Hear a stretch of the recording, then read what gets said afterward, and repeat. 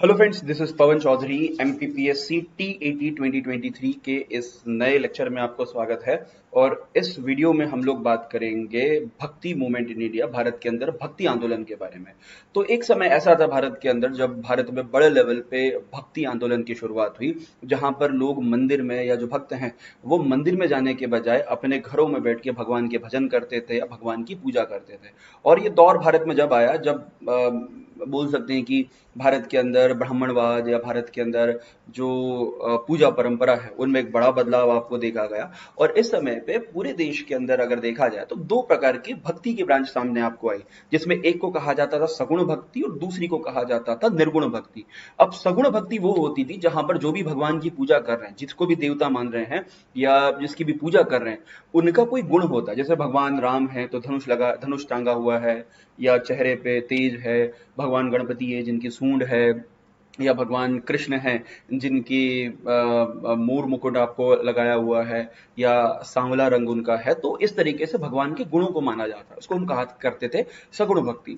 उसके साथ में एक दूसरी ब्रांच यहाँ पे डेवलप हुई जिसको कहते थे निर्गुण भक्ति। निर्गुण भक्ति मतलब वो भगवान की भक्ति जिस भगवान का कोई रूप नहीं है। तो जो लोग मूर्ति पूजा का विरोध करते थे, आइडल वर्शिप का विरोध करते थे, तो वो लोग लेके आए कि भाई भगवान का कोई रूप नहीं, भगवान है लेकिन भगवान का कोई रूप रंग आकार नहीं है। जैसे एग्जाम्पल के लिए कबीरदास जी हो गए या आपके मध्य प्रदेश के अंदर आपके सिंगा जी हो गए। तो वो निर्गुण भक्ति में बिलीव करते हैं कि भगवान है लेकिन भगवान का कोई आकार नहीं, भगवान निरंकार है। तो यहां से सगुण और निर्गुण दो प्रकार की भक्ति जो है वो 8वीं शताब्दी में जन्म हुई। और भक्ति आंदोलन की जो शुरुआत है वो मानी जाती है कि दक्षिण भारत से यहाँ पर आपको हुई, जहां पर लोगों के द्वारा भगवान की जब पूजा की जाती थी तो शैव और विष्णु, इनके अंदर भगवानों के अंदर आपको अंतर किया। तो कोई लोग विष्णु की पूजा करता था, कोई व्यक्ति जो है वो शंकर की या शैव की पूजा किया करता था। तो यहां से फिर भक्ति आंदोलन की दक्षिण भारत से एक तरीके से शुरुआत हुई। और दक्षिण भारत में आप देखोगे तो पूरा जो भक्ति आंदोलन है वो दो भागों में विभाजित था, एक था नयनार और दूसरा था अलवर। नयनार वो लोग हुआ करते थे जो भगवान शिव की पूजा करते थे, शिव की भक्ति करते थे, और इनको नायतमार भी कहा जाता था। ऐसे करके टोटल 63 नयनार संत जो हैं वो पूरे भारत के अंदर या दक्षिण भारत के अंदर आपको हुए हैं। और इन संतों के अंदर से अपार, संबंध और सुंदरार, ये तीन इंपॉर्टेंट जो भक्ति संत हैं जो नयनार या फिर भगवान शिव की पूजा करते थे।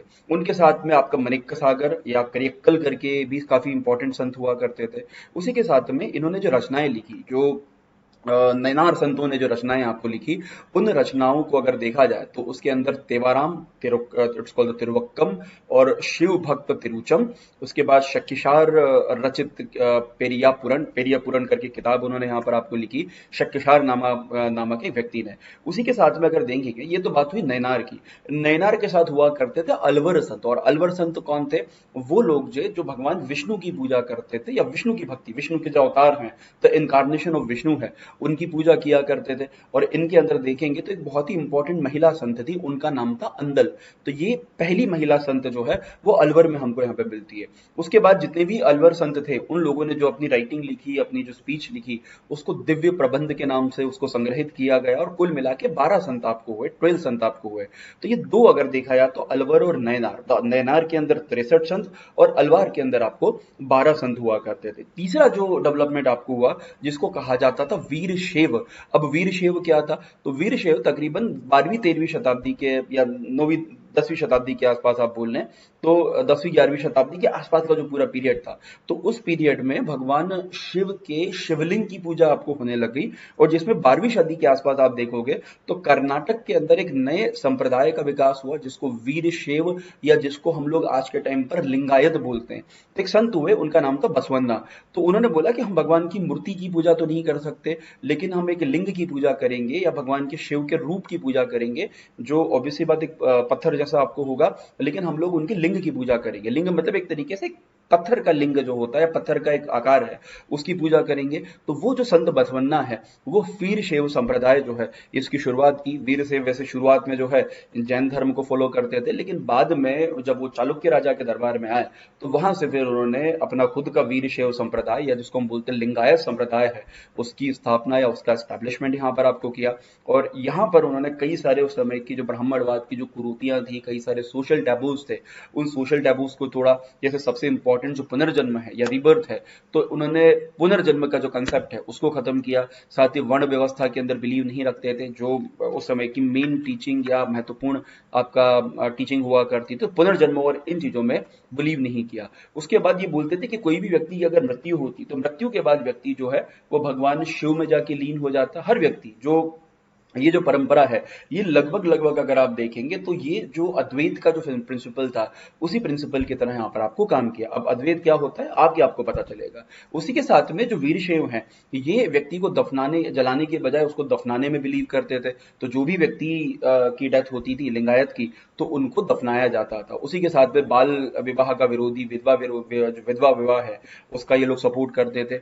मतलब कि जो उस समय की ट्रेडिशनल जो हिंदू फिलोसॉफी थी या ट्रेडिशनल हिंदू जो कस्टम थे, उसके पूरी तरीके से ये अपोजिट यहाँ पर आपको गए या उसके विरोध में यहाँ पर आपको गए। उसके साथ में इनकी जो रचनाएं लिखी गई उनको वचन के नाम से जाना जाता है। तो जो भी इनने राइटिंग्स लिखी, दे वर नोन एज द वचन के नाम से आपको जाना गया। तो ये बात हुई अलवर, नैनार और आपके वीरशैव की। इसी के साथ में एक बहुत इंपॉर्टेंट एक और रूप निकल के यहाँ पे आया है, उसको बोलते हैं शक्ति पूजा। शक्ति या शक्त पूजा के नाम से जाना जाता है, जहां पर माता जी की या बोलते हैं मदर गॉडेस की जो पूजा है वो की जाती थी। अगर देखा जाए तो पूरे भारत के अंदर आपके विष्णु, शिव और शक्ति या शक्त, इन तीन की पूजा आपको की जाती है। जैसे वीरशैव हमने देखा तो वीरशैव एक तरह से शिव की ही पूजा है।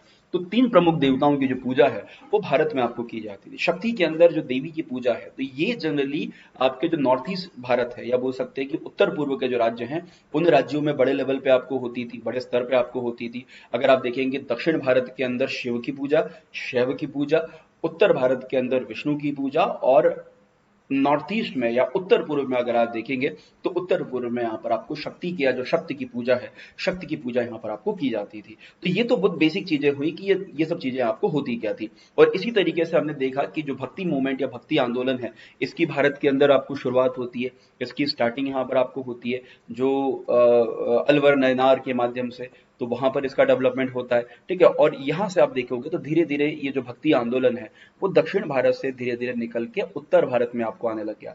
तो 11वीं 12वीं शताब्दी के बाद में या तकरीबन 12वीं शताब्दी के बाद में जब उत्तर भारत पे मुगल इन्वेजन हुआ, या मुगल के पहले सॉरी जो मुस्लिम इन्वेजन हुआ, तो मुस्लिम इन्वेजन में आपने देखा होगा कि मोहम्मद गौरी हो गए या गजनवी वगैरह हो गए, इन्होंने कई सारे टेम्पल्स तोड़े, कई सारे मंदिर तोड़े। तो व्यक्ति पूजा करने कहाँ जाएगा? तो लोगों ने बोला कि मंदिर तो तोड़ दिए, अब क्या करेंगे? तो घर में बैठ के भगवान के भजन हम लोग करेंगे। तो भगवान को याद करने का एक सबसे अच्छा तरीका है कि आप अपने घर में बैठ के भगवान के भजन करो। और यहाँ पर नॉर्थ इंडिया दक्षिण भारत में भक्ति आंदोलन की आपको शुरुआत हुई, जिसने धीरे धीरे भक्ति आंदोलन को भजन के अंदर कन्वर्ट किया। अच्छा, इसके अंदर जो तीन इंपॉर्टेंट फिलोसॉफी आपको आई, उसको बोलते हैं द्वैत, अद्वैत और विशिष्ट द्वैत, या द्वैत अद्वैत भी फिलोसॉफी है। तीन महत्वपूर्ण फिलोसॉफी है, द्वैत, अद्वैत और विशिष्ट द्वैत। अब इसमें होता क्या है कि पूरी दुनिया के अंदर अगर देखा जाए तो दो चीजें हैं, एक है परमात्मा, the God, the supreme God, कोई भी हो सकता है, और दूसरा है आत्मा। आत्मा मतलब आत्मन, मतलब हम, वी आर द आत्मन। तो ब्रह्म और आत्मन दो चीजें यहां पर आपको हुई। अब यहाँ पे चाहे शंकराचार्य हो, चाहे माधवाचार्य हो या वल्लभाचार्य हो, इन सब लोगों ने आत्मा और ब्रह्म, इनके बीच के जो संबंध हैं, इनके बारे में डिस्कशन किया। शंकराचार्य जैसे आपको हुए तो ये अद्वैत के बारे में बात करते थे। ये बोलते थे कि जो आत्मा और ब्रह्म है दोनों एक हैं, there is no separation of that, कि आत्मा जो है वो परमात्मा का ही भाग है, तो आत्मा परमात्मा से अलग नहीं है। या कोई बोलता है कि नहीं नहीं, आत्मा और परमात्मा दोनों अलग है, और जब आत्मा की जब डेथ होती है, मृत्यु होती है, तो मृत्यु के बाद जब उसको मोक्ष मिलता है, तब जाके वो परमात्मा में जाके आपको लीन हो जाती है। और एक फिलोसॉफी बोलती है कि भाई आत्मा और परमात्मा दोनों अलग है, इनका कभी मिलन नहीं हो सकता, दोनों कभी आपको एक नहीं हो सकते। जैसे कई सारी अलग अलग फिलोसॉफीज यहाँ पर आपको आई, और जिसमें सबसे इंपॉर्टेंट फिलोसॉफी लेके आए आपके शंकराचार्य, जिन्होंने अद्वैत फिलोसॉफी की बात की। और इन्होंने बोला कि आत्मा और ब्रह्म जो है ये दो अलग, दो एक ही चीजें हैं। आत्मा और ब्रह्म कभी अलग नहीं, they are a single thing.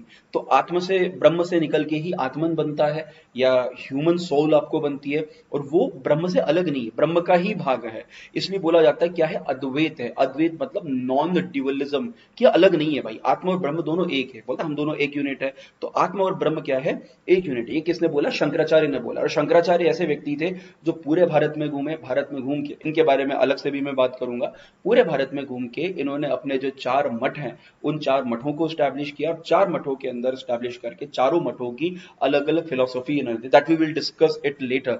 तो ये उन्होंने इस तरीके से शंकराचार्य जो हैं, उन्होंने भक्ति आंदोलन की भारत में नींव रखी, पूरे भारत में घूम के भक्ति आंदोलन को या इस पूरे मूवमेंट को उन्होंने यहाँ पर आपको प्रोपोगेट किया, उसको यहाँ पर आपको बढ़ाया। उसके साथ में आगे आने वाले समय में 15वीं-16वीं शताब्दी के अंदर और भी कई सारी फिलोसॉफीज आई, जैसे निर्गुण भक्ति की फिलोसॉफी आई, जहाँ पे कबीर या नानक जैसे जो संत थे, तो ये लोग निर्गुण भक्ति लेके आए। या तुलसीदास, सूर, मीराबाई जो थे, ये जैसे तुलसीदास है तो वो राम शाखा के संत माने जाते हैं, क्योंकि तुलसीदास जी ने रामचरितमानस लिखी, तो राम शाखा संत माना जाता है।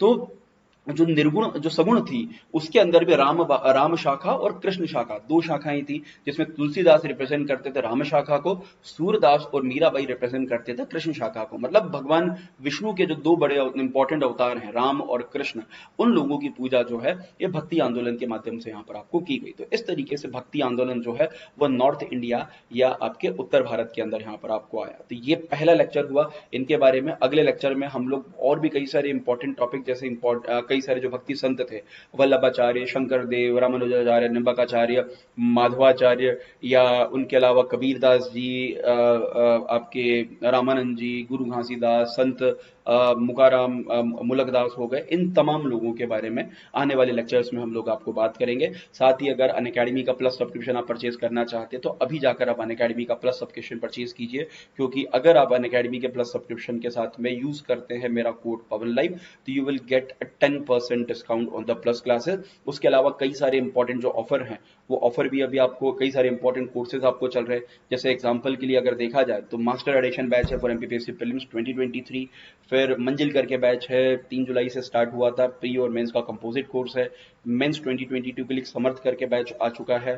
साथ में योद्धा करके बैच है, एमपीएसआई पर्सनालिटी डेवलपमेंट के लिए उड़ान करके एक बैच आ चुकी है। तो ऐसे कई सारे कोर्स अभी के टाइम पे चल रहे हैं और इनके माध्यम से आप सिंपली पवन लाइव PAVNLIVE इस कोड का यूज करके अनअकैडमी का प्लस सब्सक्रिप्शन परचेज कीजिए और अभी जाके अपनी तैयारी जो है उसको इंश्योर कीजिए। तो इस वीडियो में इतना ही। Thank you very much.